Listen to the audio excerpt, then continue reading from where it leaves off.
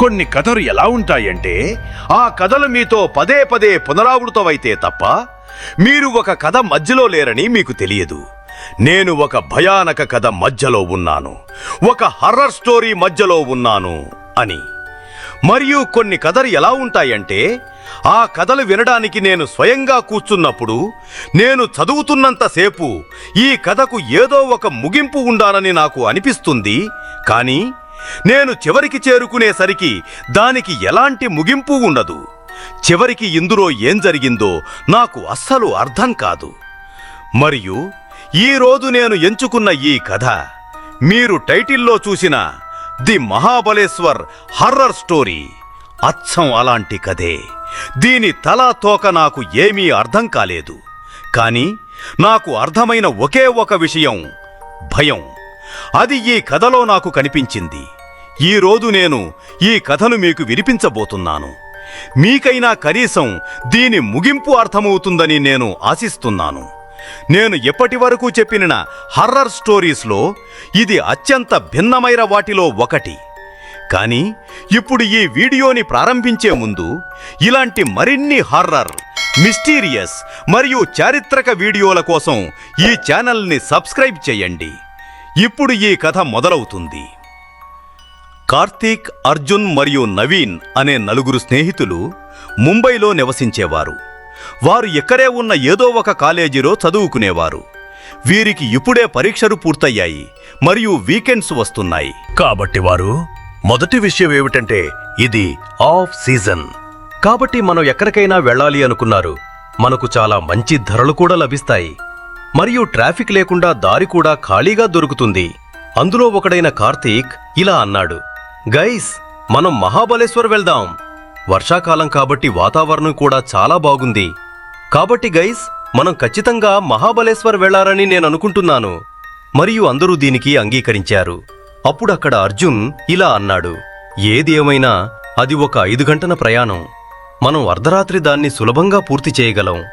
అర్జున్ ఈ మాట కూడా చెప్పాడు, మహాబలేశ్వర్లోని ఫేమస్ ఎలిఫెంట్ పాయింట్కి వెళ్లి ఉదయాన్నే మనం సూర్యోదయం చూద్దాం. ఆ తర్వాత అక్కడి నుండి నేరుగా మన ఎయిర్బిఎన్బి లేదా హోటల్కి వెళ్ళిపోదాం. అప్పుడు కార్తీక్ ఇలా అన్నాడు, సరే బాగుంది, మనం చాలా ముందుగానే ఎర్లీ చెక్-ఇన్ తీసుకుందాం. మరియు అతను ఇంకా ఇలా అన్నాడు, అందరూ రాత్రి సరిగ్గా 11 నుంచి 12 గంటల ప్రాంతంలో నవీన్ ఇంటి కింద నన్ను కలవండి. అప్పుడు అర్ధరాత్రి అందరూ నవీన్ ఇంటి కిందకు చేరుకున్నారు. కలుసుకున్న తర్వాత అందరూ అక్కడి నుండి మహాబలేశ్వర్ బయలుదేరారు. రాత్రి చాలా అవుతోంది. వర్షం కూడా కురవడం మొదలైంది. వాతావరణం చాలా అద్భుతంగా ఉంది. మరియు ఇప్పుడు అందరూ కారులో బాగా ఎంజాయ్ చేస్తున్నారు. ఒకసారి వారు గేమ్స్ ఆడుతున్నారు, ఇంకోసారి పాటలు వింటున్నారు. అందరూ పూర్తిగా ఎంజాయ్ చేస్తున్నారు. అకస్మాత్తుగా కొద్దిసేపు వాళ్ళు పాటలు కూడా ఆపేశారు. ఎందుకంటే రాత్రి చాలా అవుతోంది మరియు కొంతమంది నిద్రపోవాలి కూడా. కానీ అప్పుడే అర్జున్ కార్తీక్తో ఇలా అన్నాడు. అర్జున్ ఇలా అన్నాడు, కార్తీక్, నాకు 1 నంబర్ కోసం వెళ్ళాలి. దయచేసి కారుని ఎక్కడైనా ఆపు. అప్పుడు కార్తీక్ అన్నాడు, అరే, దారి చూడు, ఎంత నిర్మానుష్యంగా ఉందో. ఇక్కడ ఆపడం సరికాదు. మరియు ఎలాగూ ఇంకో 2 నుంచి 3 గంటల దారి మాత్రమే ఉంది. మనం దాన్ని ప్రశాంతంగా పూర్తి చేయగలం. అప్పుడు అర్జున్ ఇలా అన్నాడు, లేదురా, నేను వెళ్ళడం చాలా అవసరం. నా వల్ల అస్సలు కంట్రోల్ అవడం లేదు. అప్పుడు కారులో కూర్చున్న వరుణ్ మరియు నవీన్ ఇలా అన్నారు, అరే, అర్జున్ను తీసుకురావడమే పెద్ద తలనొప్పి కదా. ఇప్పుడు చూడు, ప్రతి గంటకు కార్తీక్ వాడు నిన్ను ఎక్కడో ఒక చోట ఆపమని చెబుతూనే ఉంటాడు. అప్పుడు అర్జున్ బతిమారడం మొదలుపెట్టాడు, అన్నా, దయచేసి ఆపురా, నిజంగా నా వల్ల అస్సలు కంట్రోల్ అవడం లేదు. అప్పుడు కార్తీక్ అన్నాడు, సరేలే, ఇక్కడ ఆపుతున్నాను. ఇదిగో ఈ గొడుగు కూడా తీసుకువెళ్ళు, బయట తాళా వర్షం పడుతోంది. అతని మాట ఒక్కటి కూడా వినలేదు. బహుశా అతనికి కంట్రోల్ కాలేదేమో. కారు తలుపు తీసుకుని నేరుగా వాష్రూమ్ కోసం బయటకు పరిగెత్తాడు. అర్జున్ వెళ్లి దాదాపు 2 నుంచి 3 నిమిషాలయ్యింది. అప్పుడు కార్తీక్ అన్నాడు, బాయ్, ఏంటిదిరా, వాడు అక్కడికి వెళ్లి ఎంతసేపు అయింది, మనం ఇప్పుడు బయలుదేరాలి కూడా. అప్పుడు వరుణ్ మరియు నవీన్ తమ కిటికీలోంచి బయటకు చూశారు. అతను అక్కడే ఏమీ చేయకుండా అలాగే నిలబడి ఉన్నాడు. అప్పుడు వాడన్నాడు, అర్జున్, త్వరగా రారా, మనం ఇప్పుడు వెళ్ళాలి. అప్పుడు అర్జున్ ఏమీ అనలేదు. వారు ఏదో చాలా శ్రద్ధగా వినడానికి ప్రయత్నిస్తున్నట్లుగా ప్రవర్తించాడు. ఆ సమయంలో వరుణ్ అన్నాడు, అరే బాయ్, ఏమైందిరా, త్వరగా రా, చాలా టైం వేస్ట్ అవుతోంది. అప్పుడు అర్జున్ వెనక్కి తిరిగి అన్నాడు, మీకు ఆ వాయిస్ వినిపిస్తోందా? వరుణ్ అన్నాడు, ఏ సోది చెప్తున్నావు, ఎవరి వాయిస్ రావట్లేదు. అప్పుడు అర్జున్ అన్నాడు, నేను ఇక్కడ వాష్రూమ్ చేస్తున్న సమయంలో ఒక శబ్దం విన్నాను. ఎవరో ఒక మహిళ కొద్ది దూరంలో ఉన్నట్లు అనిపించింది. మరియు ఆమెను ఎవరో కొరుతున్నారు. ఆమె చాలా గట్టిగా అరుస్తోంది, కాపాడండి, కాపాడండి, వీడి నుండి నన్ను కాపాడండి, నన్ను రక్షించండి అని. నాకు ఈ శబ్దాలు మాత్రమే వినిపిస్తున్నాయి మరియు నేను వెళ్ళాలని నాకు అనిపిస్తోంది. అప్పుడు వరుణ్ అన్నాడు, అరే బై, సావగొట్టకురా, ఎందుకిదంతా చేస్తున్నావు? త్వరగా కారులోకి రా, మనం బయలుదేరాలి పద, లేకపోతే ఆ సూర్యోదయం పూర్తిగా మిస్ అవుతాము.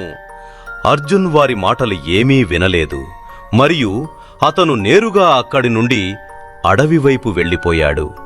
ఆ తరువాత కొద్దిసేపటి వరకు వరుణ్, నవీన్, కార్తీక్ వీరందరికీ వాడు ఏదో జోక్ చేస్తున్నాడనే అనిపించింది. చాలా సమయం గడిచింది, వాడు తిరిగి రాలేదు. కాబట్టి కార్తీక్ మరియు వరుణ్ అన్నారు, నవీన్, ఒక పని చెయ్యి, నువ్వు కారులోనే కూర్చో, మేము వెళ్ళి చూసి వస్తాము. వారిద్దరూ ఇప్పుడు కారు దిగారు. గైస్, వర్షం చాలా వేగంగా పడటం మొదలైంది. ఎవరి వాయిస్ వినిపించడం లేదు. మొదట అక్కడ ఏమీ కనిపించడం లేదు. కేవలం తమ ఫోన్ ఫ్లాష్ లైట్ ఉపయోగిస్తూ వారు అలా ముందుకు వెళ్తున్నారు. అది కేవలం ఒక అడవి అని వారు అనుకుంటున్నారు. నడుస్తూ వారు కొంచెం ముందుకు వెళ్ళగానే అది అసలు అడవి కాదు, ఒక బహిరంగ మైదానం. ఇది బహిరంగ మైదానం కావడంతో అర్జున్ ఎక్కడో ఒక చోట ఖచ్చితంగా కనిపిస్తాడని వారు చాలా సంతోషించారు. కానీ వారు ప్రతి చోట వెతికారు, అర్జున్ కనిపించడం లేదు. కొద్ది దూరంలో వారి చూపు పడింది. అక్కడ ఇంకొక నిజమైన అడవి ఉంది. అది కేవలం చీకటితో కప్పబడి ఉంది మరియు దాని దగ్గరకు వారు వెళ్లారని వారికి అనిపించలేదు. ఎందుకంటే లోపల ఏవో అస్పష్టమైన నీడలు తిరుగుతున్నట్టుగా కనిపించాయి. అవి ఏదైనా కావచ్చు. కానీ అయినప్పటికీ వాళ్ళు కొంచెం లోపలికి వెళ్లారు. అప్పుడు వారికి లోపల దయ్యాలు ఉన్నట్లు లేదా భయానకంగా ఏమీ అనిపించలేదు. అయినప్పటికీ వారు వెతకడం ప్రారంభించారు. ఇప్పుడు అర్జున్ని పిలవడం మొదలుపెట్టారు. అర్జున్, అర్జున్ అని. అతను దొరకడం లేదు. అతని ఫోన్ కూడా కనబడం లేదు. నెట్వర్క్ ఫుల్గానే ఉంది, అయినా ఫోన్ వెళ్లడం లేదు. ఇది ఎలా సాధ్యం? బహుశా మనమిద్దరం సరిపోము అని అనుకున్నారు. ఒక పని చేద్దాం, కారు దగ్గరికి వెళ్లి నవీన్ను కూడా తీసుకువద్దాం. ముగ్గురం ఉంటే మనం సులభంగా వెతకవచ్చు అని అనుకున్నారు. వారు కారు వైపు వెళ్లారు. వర్షం పడుతుండటంతో త్వరగా కారు తలుపు తీసుకుని లోపలికి వెళ్లారు. లోపలికి వెళ్లి వెనక్కి తిరిగి చూడగానే నవీన్ పక్కన అర్జున్ కూర్చుని ఉన్నాడు, పూర్తిగా తడిసి ముద్దయిపోయి. వాళ్లు ఒక్కసారిగా షాక్ అయ్యారు. వారికి తెలిసిన ఏదో వింత వస్తువును చూసినట్లుగా అనిపించింది. వారి మనసులో ఒకటే మాట ఉండిపోయింది, వీడు కారులో ఎలా ఉండగలడు? వీడు బయట ఉన్నాడు కదా, మనకు తెలియకుండా మన వెనుక వీడు కారులోకి ఎలా వచ్చాడు? కార్తీక్ వాడిని కేవలం ఒకే ఒక ప్రశ్న అడిగాడు, అర్జున్, నువ్వు కారులోకి ఎలా వచ్చావు? అర్జున్ కార్తీక్ మరియు వరుణ్ వైపు చూశాడు మరియు కాసేపు అలా చూస్తూనే ఉండిపోయాడు. ఏమీ అనలేదు. ఆ తర్వాత ఒక పెద్ద నిట్టూర్పు విడిచి అన్నాడు, హరే, నేను మీ పక్క నుండే వచ్చాను కదా, నేను మీ పక్క నుండే కారులోకి వచ్చాను. మీరు ఇంకేదో పని కోసం బయటికి వెళ్తున్నారని నేను అనుకున్నాను. అందుకే నేను కారులో కూర్చున్నాను. కావాలంటే వాడిని అడగండి, నవీన్ని అడగండి. నేను వాడి పక్కనే కూర్చున్నాను కదా. అప్పుడు నవీన్ కూడా, అవును, నా పక్కనే కూర్చున్నాడు అని కాస్త తల ఊపాడు. ఇప్పుడే వచ్చాడు కాసేపటి క్రితం. మీరు బయటికి వెళ్లిన వెంటనే వాడు వచ్చేశాడు. కాని అయినా వారికి కాస్త అనుమానంగానే అనిపించింది. కాబట్టి వారు సరేలే వదిలేయ్ అనుకున్నారు. వర్షం కూడా ఇప్పుడు పూర్తిగా చల్లబడింది. వాళ్ళు ఇప్పుడిక్కడి నుండి మనం బయలుదేరాలి అని అన్నారు. సరే, అక్కడ్నుండి వారు బయలుదేరారు. కారులో మళ్లీ కొద్దిసేపటి క్రితం ఉన్నంత నిశ్శబ్దమే ఆవరించింది. కొందరు నిద్రపోతున్నారు, కొందరు మేల్కొని ఉన్నారు, కొందరు ఒకరితో ఒకరు మాట్లాడుతూ ఉన్నారు. ఒకరితో ఒకరు మాట్లాడుకుంటున్నారు, కొందరు పాటలు వింటున్నారు. కారు జర్నీ పూర్తిగా సాధారణంగా సాగుతోంది. ఇప్పుడు వాళ్ళు మహాబలేశ్వర్లోని ఎలిఫెంట్ పాయింట్కు చేరుకున్నారు. కానీ గైస్, వారు ఎంతగా అలసిపోయారంటే వారికిప్పుడు ఎంజాయ్ చెయ్యాలని అనిపించలేదు. వారి ఆలోచన ఎలా ఉందంటే, వద్దు, ముందుగా హోటల్కి వెళ్లి కాసేపు నిద్రపోతాము, ఆ తర్వాత నిద్రలేచి అప్పుడు ఎంజాయ్ చేస్తాము, ప్రస్తుతానికి కొంచెం రెస్ట్ తీసుకుందాం. ఎలిఫెంట్ పాయింట్ కి వెళ్లారు, సూర్యోదయాన్ని చూశారు మరియు త్వరగా వెళ్లి హోటల్లో పడుకున్నారు. నేరుగా సాయంత్రం అందరూ నిద్రలేచారు మరియు ఇప్పుడు నిద్రలేచిన తర్వాత కార్తీక్ అందరితో ఇలా అన్నాడు, గైస్, మనం మహాబలేశ్వర్ వచ్చాము మరియు మ్యాప్రో గార్డెన్ కి వెళ్ళకపోతే ఇక మహాబలేశ్వర్ వచ్చిన దానికి అర్థం ఏముంది? మ్యాప్రో గార్డెన్ కి వెళ్దాం, పదండి. సరే, అర్జున్ కూడా సరే అన్నాడు. అలా తల ఊపాడు. సరే, మనం వెళ్దాం. ఏదేమైనా వాడి మూడ్ చాలా ఆఫ్ అయినట్టుగా అనిపిస్తోంది. నిన్న రాత్రి జరిగిన సంఘటనల కారణంగా వాడి మూడ్ కొంచెం పాడయిందని అనిపిస్తోంది. వాడికే కాదు, రాత్రి జరిగిన ఆ హడావిడి గందరగోళం కారణంగా మిగతా అందరి మూడ్ కూడా కాస్త డిస్టర్బ్ గా ఉంది. సరే, ఇప్పుడు అందరూ కారులోకి వచ్చారు. వారు మ్యాప్రో గార్డెన్ కోసం బయలుదేరారు. వాళ్ళు కారులో వెళ్తున్నారు మరియు వెళుతుండగా వాళ్లకు చాలా అందమైన ఒక అద్భుతమైన సీనరీ కనిపించింది. ఆ సీనరీ దగ్గరకు వెళ్లి వాళ్ళు కారు ఆపారు మరియు అక్కడికి వెళ్లి ఫోటోలు దిగడం మొదలుపెట్టారు. అది మహాబలేశ్వర్లోని అలాంటి ఒక పాయింట్. అక్కడ నుండి అంతా కనిపిస్తుంది. కింద ఉన్న ప్రతి ఒక్క విషయం స్పష్టంగా కనిపిస్తుంది. అక్కడ ఒక అందమైన సీనిక్ వ్యూ ఉంది. ఫోటోలు మొదలైనవి తీసుకున్నారు. అర్జున్ కూడా బయటకు వచ్చాడు, కానీ వాడు ఎక్కువగా ఏమీ మాట్లాడటం లేదు. మళ్ళీ అందరూ కారు లోపల కూర్చున్నారు. వాళ్ళన్నారు, సరే పదండి, మ్యాప్రో గార్డెన్ ఇక్కడి నుండి కేవలం 10 నిమిషాల దూరంలో మాత్రమే ఉంది. 10 నిమిషాల్లో మనం మ్యాప్రో చేరుకుంటాం. అక్కడికి వెళ్ళి చాలా ఫేమస్ అయిన శాండ్విచ్ తిందాం, జ్యూస్ లాంటి కొన్ని వస్తువులు కూడా కొనుక్కుందాం. సరే, వాళ్ళు బయలుదేరారు. కార్తీక్ తన రియర్ వ్యూ మిర్రర్లో చూస్తూ గమనించాడు, అర్జున్ ఏమీ అనడం లేదు, ప్రశాంతంగా కూర్చున్నాడు. అందరూ ఎంజాయ్ చేస్తున్నారు. అర్జున్ ఏమీ అనడం లేదు, వాడు కేవలం కిటికీలోంచి బయటికి చూస్తున్నాడు. కార్తీక్ ఒకసారి వాడితో ఇలా అన్నాడు, చూడు భాయ్, నిన్న ఏం జరిగినా దాన్ని మర్చిపో. ఆ విషయాలన్నీ ఇప్పుడు వదిలేయ్. నీకేదైనా మాట్లాడాలని ఉంటే మాతో మాట్లాడవచ్చు. నీతో ఏదైనా చెడు జరిగితే నువ్వు మాతో పంచుకోవచ్చు. అర్జున్ కేవలం అవును, నేను తర్వాత మాట్లాడతాను అన్నట్టు తల ఊపాడు. ఇప్పుడు వాడు తన మ్యాప్ వైపు చూశాడు. మ్యాప్లో 10 నిమిషాల దూరం చూపించిన ప్రయాణం ఇప్పుడు 15 నిమిషాలుగా మారింది. బహుశా ట్రాఫిక్ పెరిగి ఉండవచ్చని అతనికి అనిపించింది. అయి ఉండొచ్చు, కానీ మహాబలేశ్వర్ వంటి ప్రదేశంలో ట్రాఫిక్ ఉండదు. లోనావాలా వైపు ట్రాఫిక్ ఉంటుంది, మహాబలేశ్వర్ వైపు ఉండదు. మళ్లీ వారి కారు అదే సీనిక్ వ్యూ ఉన్న రోడ్డు దగ్గరికి వచ్చింది. అతను అన్నాడు, మనం 10 నిమిషాల క్రితం ఇక్కడికే వచ్చాము కదా, ఇక్కడికి మనం మళ్లీ ఎలా వచ్చాము? కార్తీక్ అనుకున్నాడు, ఇది ఎలా సాధ్యం? మరియు కార్తీక్ పక్కనే ఫ్రంట్ సీట్లో వరుణ్ కూర్చుని ఉన్నాడు. వాడు అన్నాడు, భాయ్, మనం ఇప్పుడే కదా ఇక్కడి నుండి వెళ్ళాము. ఇప్పుడే మనం ఫోటోషూట్ చేసిన ప్రదేశం ఇదే కదదా? నువ్వు మ్యాప్లో లొకేషన్ సరిగ్గానే పెట్టావా? కార్తీక్ అన్నాడు, అవునురా, అంతా కరెక్ట్గానే ఉంది, అంతా బాగుంది. అయినా ఈ విషయం ఎందుకు జరుగుతోంది? మరియు దారి పొడవునానే మనం మాత్రమే ఒంటరిగా కనిపిస్తున్నాము. ఒకే చోటకి పదే వస్తున్నాము. మళ్ళీ అతను ఒక్కసారి ప్రయత్నించాడు, 2 సార్లు ప్రయత్నించాడు, 3 సార్లు ప్రయత్నించాడు. మళ్ళీ వారు అదే సీనిక్ వ్యూ వద్దకే వచ్చి ఇరుక్కుపోతున్నారు. వారు గూగుల్ మ్యాప్స్ ని చాలా స్పష్టంగా ఫాలో అవుతున్నారు. అయినా వాళ్లతో ఇలా జరుగుతోంది, ఒకే చోట పదే వచ్చి ఇరుక్కుంటున్నారు. అప్పుడు ఆ సమయంలో నవీన్ కూడా ఈ మాట అన్నాడు, కార్తీక్, నువ్వు గమనించినట్లయితే నిన్న మీతో ఆ సంఘటన జరిగినప్పటి నుండి మీరు బయటకు వెళ్లడం, ఒక మహిళ ఏడుస్తున్న శబ్దం వినిపించడం మొదలైనవి జరిగిన ఆ సమయం తర్వాత నుండి పరిస్థితులు దిగజారిపోతున్నాయి. మనతో చాలా వింతగా, అసాధారణంగా పనులు జరుగుతున్నాయి. ఏదో తప్పు జరుగుతోంది. అప్పుడు అర్జున్ అన్నాడు, లేదు, అలాంటిదేమీ జరగదురా, అలాంటిదేమీ లేదు, ఏదేదో ఆలోచించేస్తున్నారు. అప్పుడు కార్తీక్ అన్నాడు, అవునరా, ఇప్పుడు ఒక పని చేద్దాం, ఇంటికి వెడదామా లేక ఏం చేద్దాం? అప్పుడు వరుణ్ అన్నాడు, వద్దు, ఎలాగో బయలుదేరాము కదా, మనం మ్యాప్రోకు చేరుకోవలసిందే, చాలా ఆఖరిగా కూడా ఉంది, వెళ్దాంరా, బయలుదేరదాం. ఒక్కసారి ప్రయత్నించారు, 2 సార్లు ప్రయత్నించారు, కానీ అయినా వారు అక్కడే గిరగిరా తిరుగుతూనే ఉన్నారు. ఇప్పుడు ఒక విషయం కార్తీక్కు చాలా వింతగా అనిపించింది.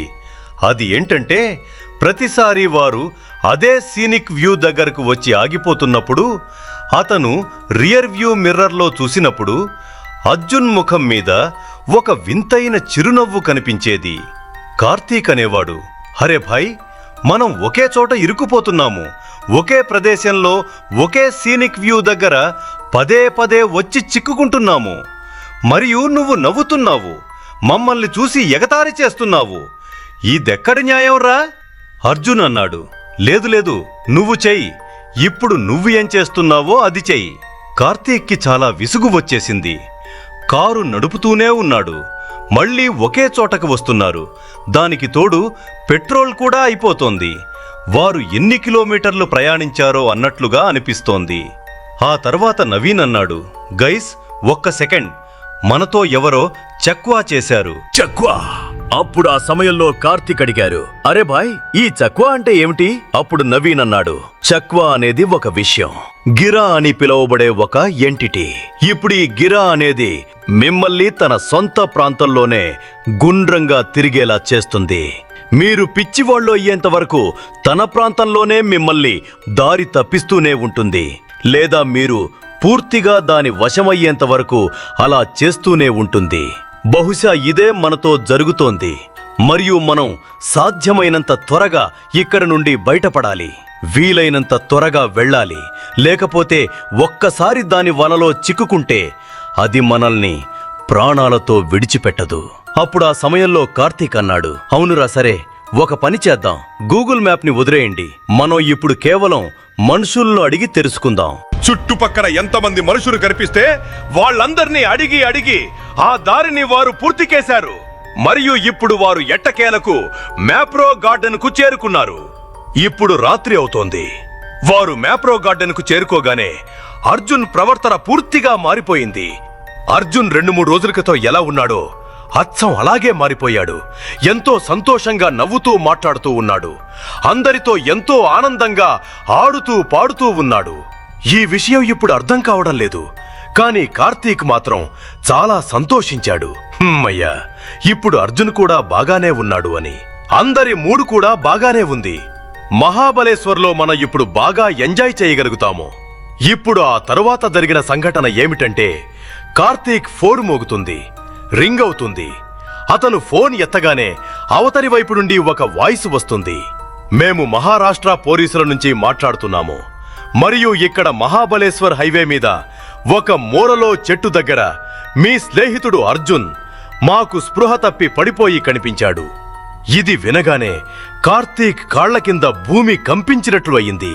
అతను ఆ మాట వినగానే అర్జున్ వైపు తిరిగాడు. కాని అర్జున్ అక్కడ లేడు, మాయమయ్యాడు. కార్తీక్ అప్పుడు నవీన్ని అడిగాడు, నవీన్, ఈ అర్జున్ ఎక్కడికి వెళ్ళాడు? అతను అన్నాడు, అరే, ఇక్కడే కూర్చున్నాడు కదా. ఎక్కడికి వెళ్ళాడు? అరే, వాష్రూమ్ లాంటి వాటికి వెళ్ళి ఉంటారా బహుశా.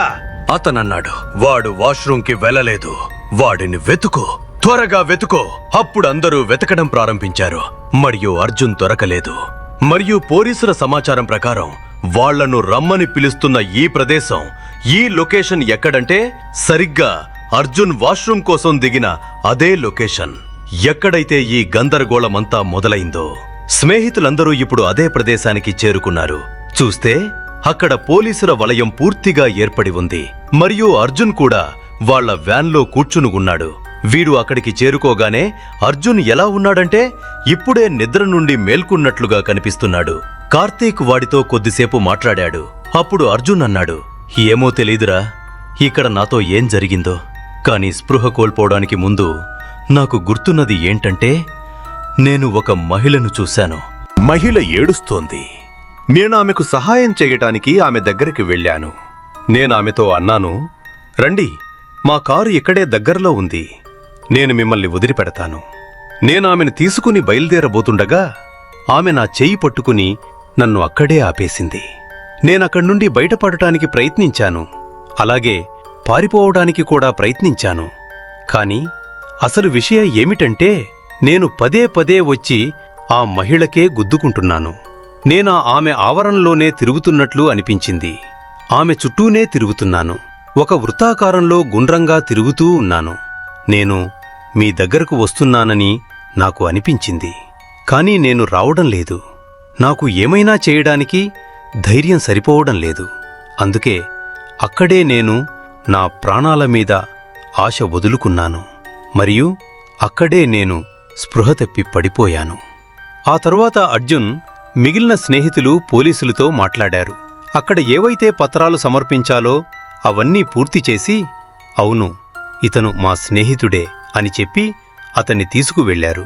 ఇప్పుడు కార్తీక్ అన్నాడు, ఇప్పటివరకు మనం మహాబలేశ్వర్ వచ్చాము కదా, అది దాదాపు నీ ప్లానే. ఈ ప్లాన్కి నువ్వు కూడా సరే అన్నావు. కాబట్టి వెళ్దాం, మహాబలేశ్వర్ వెళ్దాం. ఒక రౌండ్ వేసైనా వద్దాం. కనీసం ఒక్క రోజైనా ఉందాం. కనీసం ఎలాంటి సమస్య ఉండదు. వాళ్ళు బయలుదేరారు. వాళ్ళు బాగా ఎంజాయ్ చేశారు. ఇప్పుడు మరుసటి రాత్రి వాళ్ళు తిరిగి వస్తున్నారు. అదే వర్షపు వాతావరణం. ఇక్కడ వరుణ్ వాళ్ళతో అంటాడు, గైస్, ఈ 1-2 రోజుల్లో మనతో చాలా విషయాలు జరిగాయని నాకు తెలుసు.